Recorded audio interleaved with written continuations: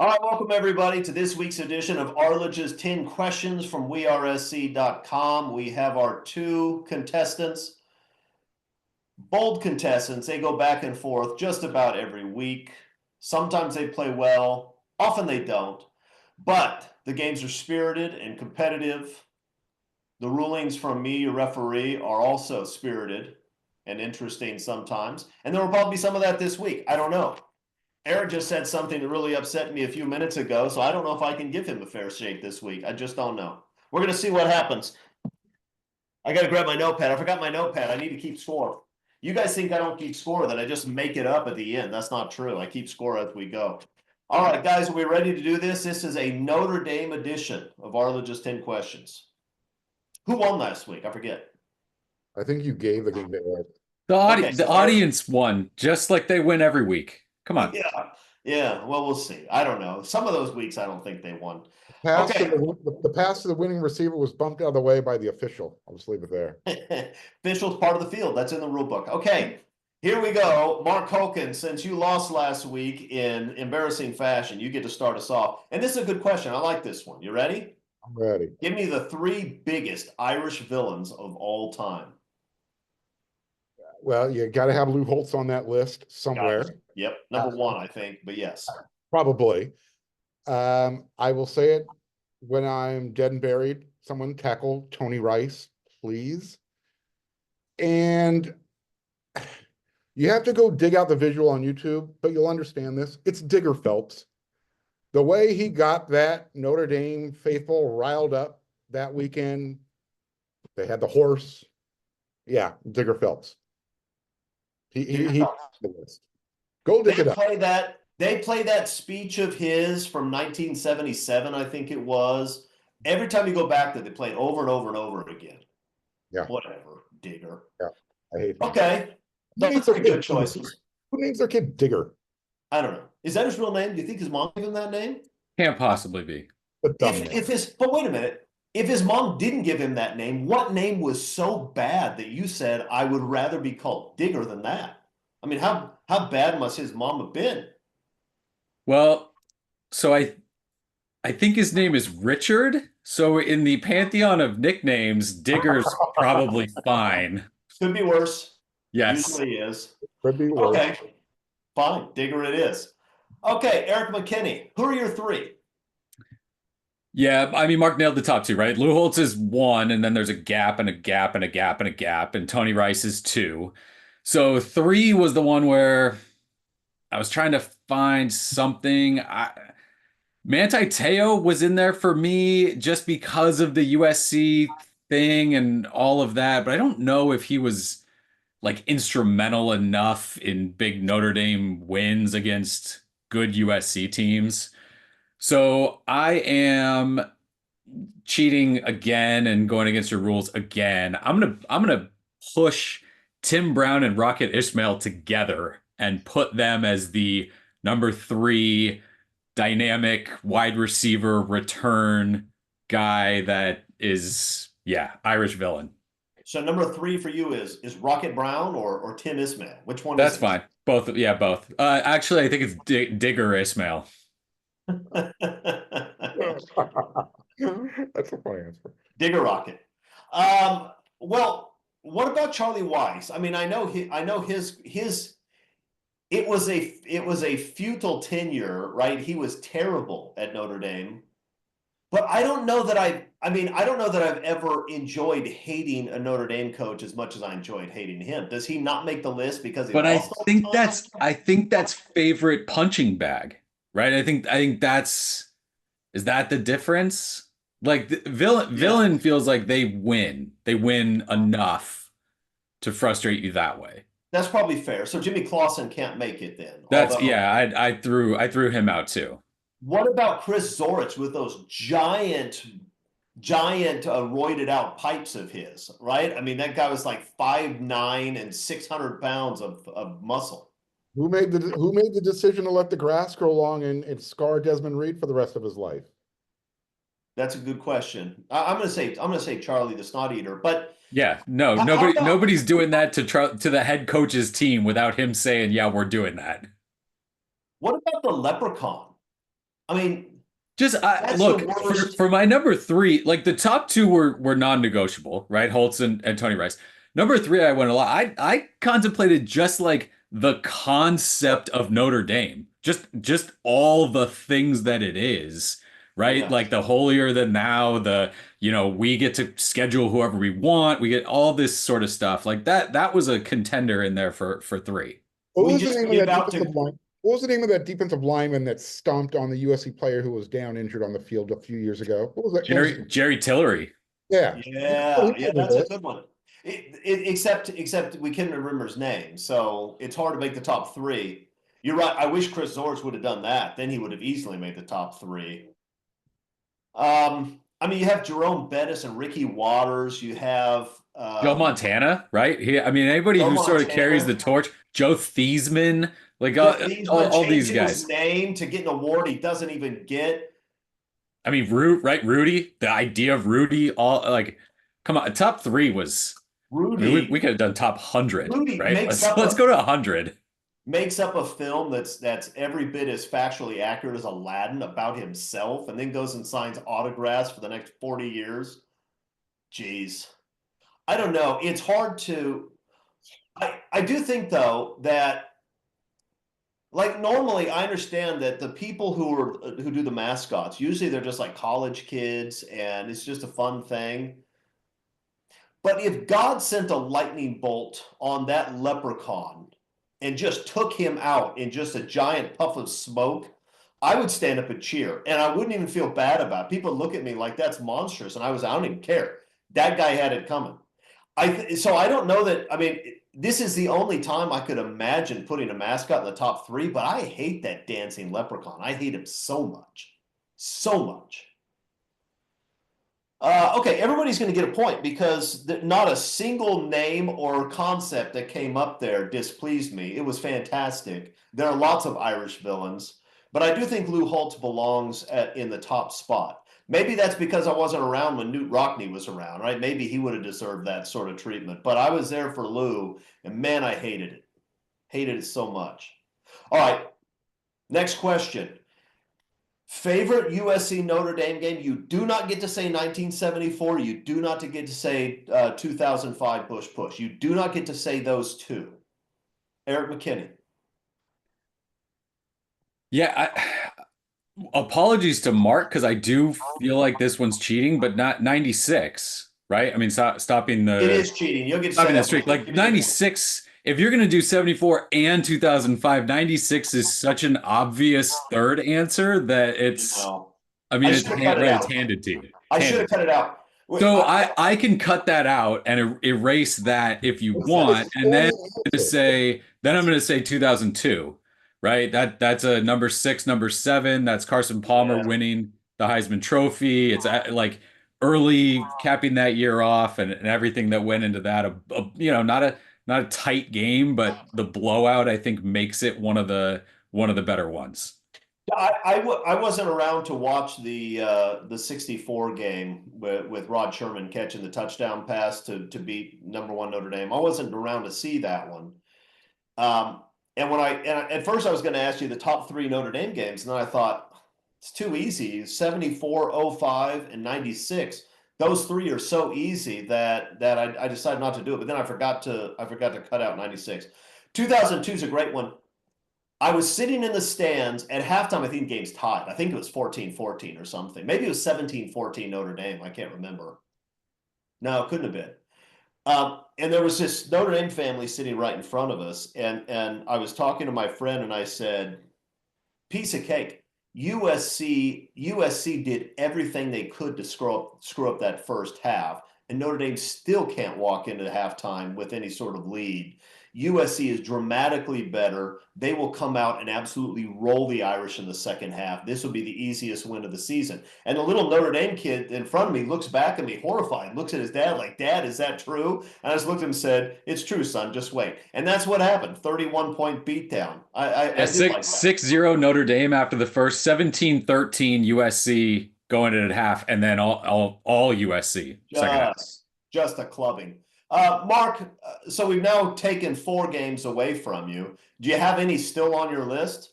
Yeah, I went deep into the archive for this one. Look, 1996 is going to be my answer that I wanted to give. Yeah. Because number one, when you get called by the Vatican to be called a saint because you stopped a 13-game winless streak, that is the correct answer. However, I also like 2007. There's nothing wrong with shutting out Notre Dame 38-0. I mean, there is absolutely nothing negative about that game whatsoever. So I'll At take their place. At their place. Just an absolute. And I think it was the next year, but they didn't get a first down until the fourth quarter. that was in that run of games where USC beat Notre Dame by 31 points in a row, like 3 times in a row. It was crazy. It was. And my recollection is that in 2004, USC was up 24 points in the fourth quarter, facing a fourth down, and Pete Carroll actually called a fake punt in order to get another touchdown to make it another 31-point victory, which I thought was fantastic. That is exactly the right call. If USC plays offense like they did in that game this year, they will have a very balanced offense. They ran for what, 230 yards on the ground. They threw That's for. not going to happen. Just stop. No, that's not going to happen. Look, let me have my pot of gold. I mean, that's not going to happen. They won't even, if they ran the ball 7 yards a carry, they wouldn't run it for 230 yards because they wouldn't run it enough. But they're still going to win, as I predicted. By the way, I apologize for leaving 1996 out there for both of you guys and then taking it away. That's my mistake. I never should have included it. 1996 is one of my absolute favorite USC memories. People who aren't USC fans through that time period don't get that. They say, "What, to finish 6-6 against an okay but not great Notre Dame team?" You don't get it. You don't get how horrible and oppressive and humiliating that streak was. It was so bad. And for it to finally end, and for it to end in that way, Lou Holtz's last game, Notre Dame screws up an extra point to open the door. I mean, it was unbelievable. And the Coliseum crowd, it takes a lot to get the Coliseum crowd into a game. That fourth quarter, that crowd was into that football game. That was a great one. Again, fantastic answers. It's 2-2. I don't know what to do. You guys are doing such a good job. Here's one where you can separate yourself, because I'm going to ask you a question you don't want to answer and I don't want to hear, but we're doing it anyway. Worst Notre Dame game ever. Mark, I think it's your turn. Go ahead. Worst Notre Dame game ever. Because there was so much on the line. And this is probably one of those questions where you have to eliminate a game because it's 1988. We talked about Tony Rice. It's number 1 versus number 2. And USC ended up not winning that game. So yeah, it's 1988. It sucked. It was horrible. It was horrible. It's just like, make a freaking tackle. I think that was, for me, that was worse than the Texas loss. And I think it's probably because I was younger and I didn't have any life experience. I didn't know how to deal with these things, but also because by the time the Texas loss came around, USC had won a couple of national titles. I thought they'd probably win another one in the near future. There was nothing about that Notre Dame game in 88 that wasn't just pure emotional hell that's lasted now for 36 years. Gosh, that game hurt so bad. USC got blown out in a game where I think their opponent had like 5 first downs and less than 200 yards offense. I don't even know how you do that. It was so bad. Okay, Eric, now that 1988 is taken, and I'm not going to take it from him, he's going to get that answer, and it's going to be tough to beat. What do you got? Yeah, I mean, 88 is 96, right? Flipped. That's the one. Yes. So having to If you need help, Eric, I've got a game for you. If you need help, let me know. So just a couple years before, 86, right? 86, you're up huge, like 12 minutes left, and then kind of give it away, kind of get it taken away from you, and it's coming off the heels of getting blown out by UCLA. Not a special season, but you save a little bit if you win that, and the streak doesn't get to where it gets to if it gets cut there, and so it's close. It's not 88, but it's up there. '86 is the first USC Notre Dame game I attended in person. That one was tough to take. The officials cheated us. Rodney Peete had a quarterback sneak that was an obvious first down. Obvious. They don't even measure it. They just give the ball to Notre Dame, which was ridiculous. And then Tim Brown had that long punt return. Why are you kicking the ball to Tim Brown? Why are you doing that? It made no sense. Gosh, that game sucked. You're right. That was a bad one. Did that loss hurt as much as the one where Ronald Johnson let the ball just like go right through his hands on his way to a game-winning touchdown? That one was bad. I'll give you one that's worse than that, though. 1989. USC up, I think, 10 at the half against Tony Rice and Notre Dame at their place. That USC team was so loaded defensively, just absolutely, I mean, an incredible defense. Don Gibson and Dan Owens, Tim Ryan, Junior Seau, Mark Carrier, Scott Ross. It was an incredible defense. To lose that one, that was a gut punch, especially coming after 88, right? It hurt so bad. Now you're going to get them at their place. The defending national champs, you're going to knock them off. You have the lead. Your redshirt freshman quarterback's throwing the ball all over the yard. I'm sorry I even asked this question. You know what? I'm going to give myself -1. I'm not going to do anything to you two guys. It's not your fault. I'm the one that put it on the list, but I'm sorry I did it. I now feel sick to my stomach. I don't even want to finish the show. Let's get away from this for a second, just because I don't want to talk about Notre Dame anymore. We'll go back to it in a second, but question number 4. I think the answer is yes, based on what I've seen, but are we going to have a big shakeup in USC's recruiting class over the next week or two? What do you think? Eric, are we? It's got to be what you define as big. There's gonna be, I mean, we've already seen some, right? Monday had 2 hits. Ty Jackson, who I loved. That kid's a future first-round NFL pick. He is a stud. That one hurts bad. Hurts. And then Dwan Morris, who was one of the more intriguing kind of offensive weapons in this class. And guess where they're going? Staying home, right? I mean, this was always the risk with NIL, with not being able to just sign guys immediately and get them out here. When you have to reach that far and hold on for that long, it was gonna make it tough when you had this season. And we've talked a lot about it's a ton of eggs in the basket of having to win a bunch of games. And the thing that's most frustrating is that most of the guys that you're going to end up losing in this class, and I don't mean the guys you have commitments from now, but when you look at the class and go all the way back to the beginning, and guys that you had commitments from and lost, right? Ty Jackson now joins Justice Terry and Isaiah Gibson and Anquan Fagans and Drake Stubbs and those guys. The defense was good. Like those were the defensive guys that should be playing for this staff and should be in, coming into this program now. And because Lincoln Riley's offense, and it's not all because of the on-field stuff, right? NIL is still a massive, massive part of this.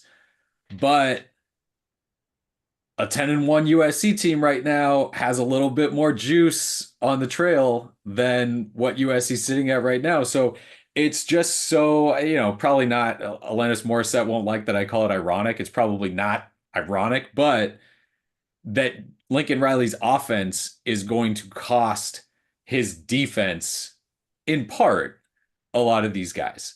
And so go from now going forward, I think USC signs a big chunk of the guys that are committed. But boy, Harry Dalton is way out there, and Alabama's going to make a run at him. Jaden Perlotta is a guy that, in Georgia, and teams are going to make runs at him. We've always seen that with signing day. The last 24 to 48 hours means as much as the last 6 months.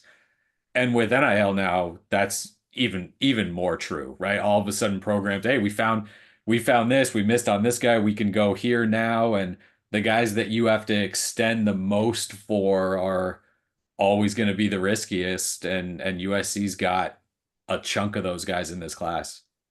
You could put together an incredible defensive recruiting class from the guys at USC had decommitted this year.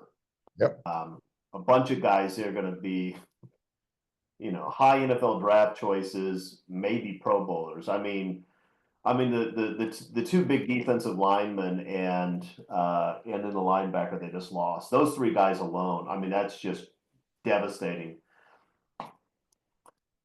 It freed up some NIL money. Maybe they can go and flip some guys closer to home. They need to do that. It's so tough to recruit cross country. All these guys that have big time football programs in their backyards, and you got to pull them across the country to go play for a team that's very easy to negatively recruit against and can't necessarily give you the biggest paycheck. I mean, that's just, we talked about it all this time, high risk, high reward. I hope it turns out okay over the next week and a half. I'm very concerned at this point that it won't. Mark, anything to add to this down? This is more depressing than the last question. I don't know what's going on here. This is terrible. I found a scapegoat for Ty Jackson, and I can tie this, no pun intended, right back to Lane Kiffin losing to Florida this weekend. 24 hours before Ty Jackson decommits from USC, he's talking about how solid he is with USC. And then Lane Kiffin, Jackson Dart have to go trip over themselves and lose that game. So to what Eric was talking about, it's kind of, USC's offense that's causing the issues right now with recruiting, regardless of the side of the ball. So I think they're still going to finish with a top 15 class. It's going to be challenging, but we're talking about NIL. If USC doesn't get one of their Larry Ellisons to step forward, I kind of wrote about it on Sunday. The recruiting is becoming, it's not recruiting anymore. It's a bidding war. And now you think, oh, USC made a great pitch to Jakeem Stewart. They got real unique with the whole Marvel Studios thing. Here comes Michigan. Hey, check out, I got Larry Ellison. I got $10.5 million for you. That's what they did to get Bryce Underwood. You don't think they're not going to break open the bank to get Jakeem Stewart too? This is what it's all about. I don't care if USC's 10-1. If they're not throwing around millions of dollars to teenagers, who cares?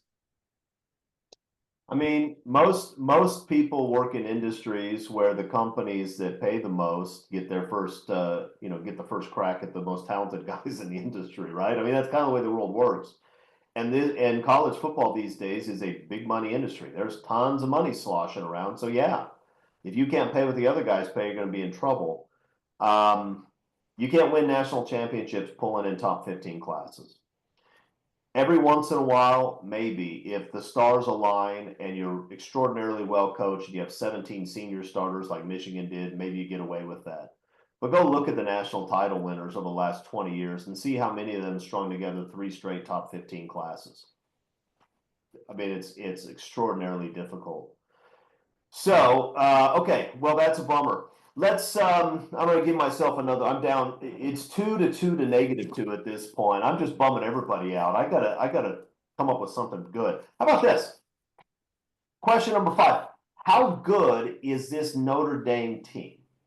And in answering that question, I want you to tell me, on a neutral field, does this Notre Dame team beat LSU? On a neutral field, does this Notre Dame team beat Penn State? Mark, what do you think? That's exactly how I phrased my answer for you. Good. Mark.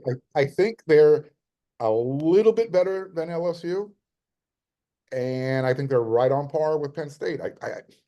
USC has a chance in this game. On a neutral field, if this game's being played in Vegas, USC shows up like they did against LSU, sure. I like my chances. That USC team had Eric Gentry, Anthony Lucas, Bear Alexander. And Miller Moss. And Miller Moss. Well, this one still has Miller Moss. I mean, they could play him if they wanted to. I'm not sure they're going to, but they could. Maybe they will. I don't know. I don't know what's going to happen. The difference between those 3 teams, it's negligible. It's not. I mean, Penn State's ranked what, number 4, number 5, but that's more out of attrition, teams losing in front of them than them really being a dominant number 4 team, whatever they're ranked. Yeah, they haven't looked great. They've probably been tested a little more than Notre Dame, although maybe not. Penn State hasn't played the world's most difficult schedule. LSU's played a lot of really good football teams. They've lost quite a few games as a result. Notre Dame playing LSU's schedule, they probably have 3 or 4 losses at this point also, is my guess. Yep. What do you think, Eric? How good are these guys? I've got them where Mark had them. I think Penn State is above Notre Dame and then LSU behind them, but I think Notre Dame is much closer to Penn State than it is to LSU. I think these are teams that USC absolutely can play with. I think that Notre Dame's run game and sort of commitment to it and belief in it, especially at this point in the year with what they've done against, teams that we've talked about. But I think that's what makes them sort of more dangerous than the other guys. But I don't think I think athletically on defense, Penn State had guys that were, especially on the edge, a little bit more worrisome. Now, I'd like to not hear Xavier Watts' name 1,000 times in this game. That would be nice. But that's kind of where it is. I think those teams are all there. And surprise, USC played those other 2 teams close, and we think that they'll probably do the same thing against Notre Dame. Yeah. You both getting a point again. There's no separation. I got to ask better questions to get separation. It's still 3-3. Here's an interesting question. Probably a deeply inappropriate question. Probably some people will be offended. But here's it. I like the question, actually. Okay. There's that story about the old blues guitarist at the Crossroads who does a deal with the devil in order to get the amazing guitar playing skills.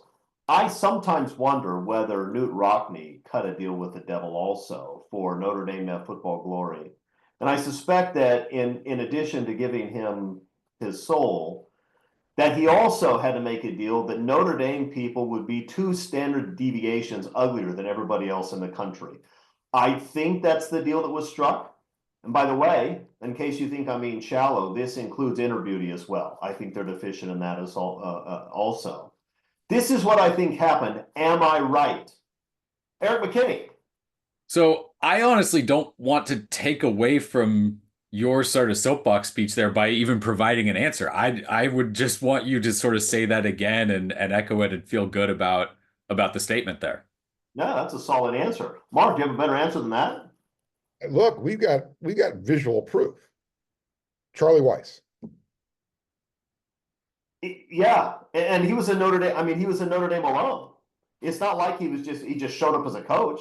Like he was homegrown in South Bend. That's what he was. We talked about outer beauty. He's not the most pleasant individual to look at. Probably not. How about his inner beauty, though, Mark? What do you think about that? Especially when he's got his nose is running. And we know that he's got the devil inside of him when he allowed the grass to grow and permanently injured Desmond Reed. He's not a good person. But he is a rich one. And that also makes me laugh. Thank you, Notre Dame, for that 10-year deal. Mark Holkin was the only one brave enough to answer the question. He's up 4-3. What worries you most about this game, Mark Holkin? Players trying to do too much, turnovers. That's what worries me. Turnovers, that's a legitimate worry. Eric McKinney, what worries you most about this game? So the joke answer is that USC is somehow going to get in the red zone and give up a safety or something. I mean, just an absolute trip on their face there. But the real answer is Notre Dame's run game, right? And just attrition against the USC defense. We saw against Michigan, they played really well against that Michigan run game outside of 3 runs. And so Notre Dame will run it the same way Michigan ran it. And we talked about the guys who they had, right? Who USC's defense had in that game, who they don't have in this game. And you've seen, guys have played, other players have played better as the season's gone along. But if that USC offense lets Notre Dame stay on the ground and gives them possession after possession, one of those, 2 of those, 3 of those, do they start hitting for big gains and finding gaps? Eric's right. It's 4-4. Okay, now, what do you feel best about? And I'm not going to let you answer Lincoln Riley's play calling. I'm just going to take that right off the board because I know that's the obvious choice. Eric, what do you think?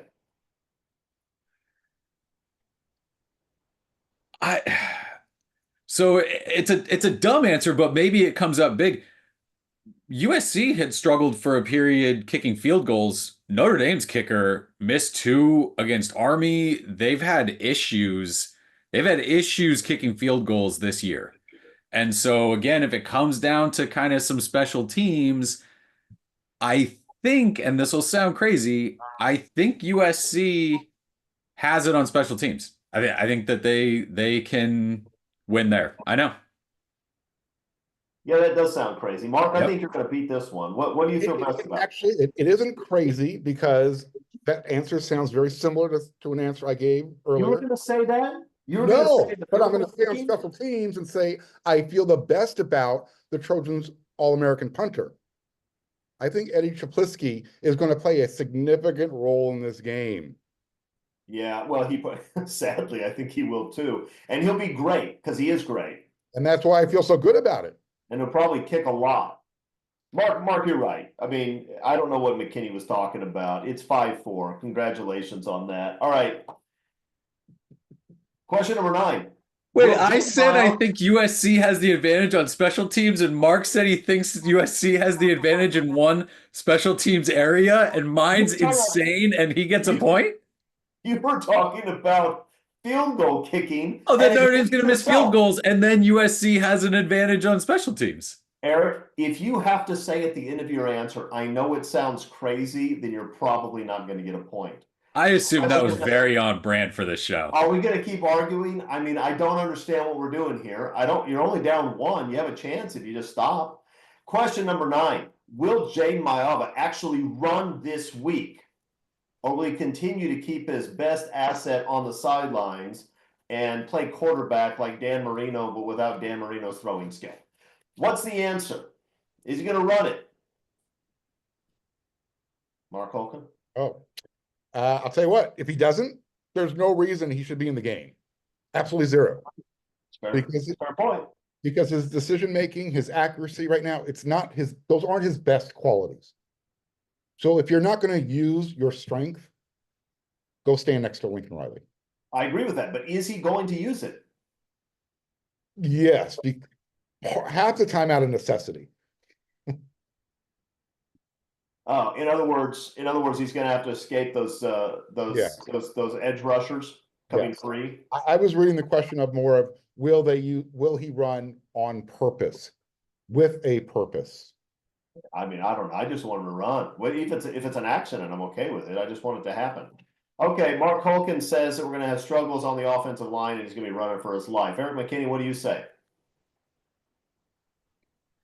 Yeah, I think there's some stuff. I think there's some rollout stuff. I think there's some option-y-ish stuff, and I think he's coached this week to see that read better and trust himself to keep it. I think that with the success that we saw on the ground against Nebraska and some of the struggles in that area against UCLA, I think that there's more of a design to do that. But I'm still going to be surprised that there's not as much as I would have assumed when you made that switch, and it would look more like Caleb Williams, right? I mean, where it was every week the defense knew we gotta lock this guy up. We can't let this guy go anywhere because he's going to make plays all over the place with his legs. I mean, Caleb Williams would do that thing where he'd spin around and run in circles back there. The problem is, if you're going to do that and get away with it, you have to be Caleb Williams, and there's only one of him. I mean, Mahomes may do it, although he doesn't do that kind of stuff very often. But okay, so McKinney says yes by design. Mark Holcomb says yes because the blocking is going to break down. I like the positivity that McKinney brought us. I'm a glass half full kind of guy. It's 5-5 going into the last question. Where does USC Notre Dame rank amongst college football rivalries? Now, obviously, you say number 1, you know that's what I want to hear, and that gives you the answer. So it's going to take more than that. I want a reasoned argument for your answer. Eric McKinney. It's number 1. It's number 1. because it takes effort to keep it going. It's not a natural thing. And it doesn't always mean everything, but no rivalry always means everything on a national scale. But this one has meant everything, I'd say at least as many times as any of the other rivalries. And for it to be this sort of unnatural thing and to keep it going for this long, it's absolutely special when you compare it to any of the other college football rivalries. Mark Holcomb. Yeah, Eric, he was touching on it. It's about respect. It's about two of the most historic, most iconic college football programs ever making the effort to make sure this happens. John McCabe said it the best. There's nothing worse than losing to UCLA, but there's nothing better than beating Notre Dame. And again, it's based on the mutual respect that each program has for each other. There's only one other rivalry that I put up there with USC and Notre Dame.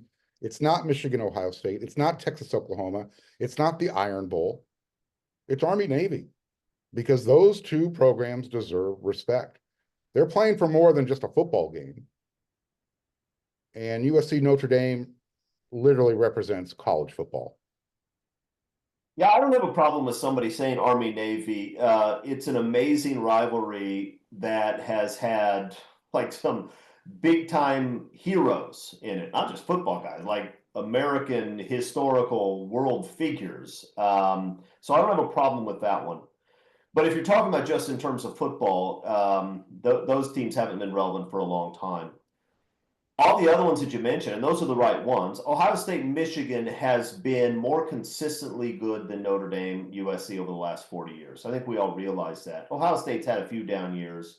Michigan's had more down years, but those teams have been better on average than USC, Notre Dame.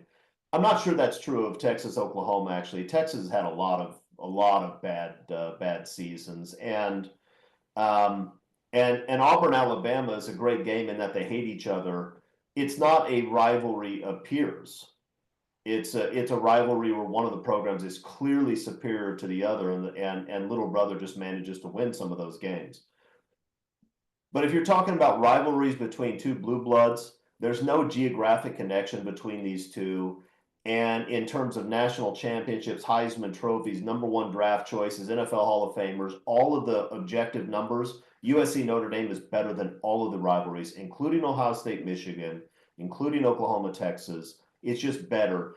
And it doesn't mean as much this year to the rest of the country. And USC and Notre Dame have both had plenty of struggles over the last 30, 40 years. And so there have been plenty of years where the game didn't mean as much. But this is a game that for 90 years now has been a game where you're likely to see, it's the best helmet game in the country. It has more tradition than any of them. It is the most unusual between programs from different places with very different schools, very different fan bases. It is absolutely my favorite game of the year, every year, no matter what. And I don't care what the records are. Beating Notre Dame is special, and I can't wait to see this game Saturday. I'm not sure I'm going to like it when I do, but I can't wait to see it Saturday. Guys, here's the thing. It's Notre Dame week. It's the biggest week of the year. USC has to win this game.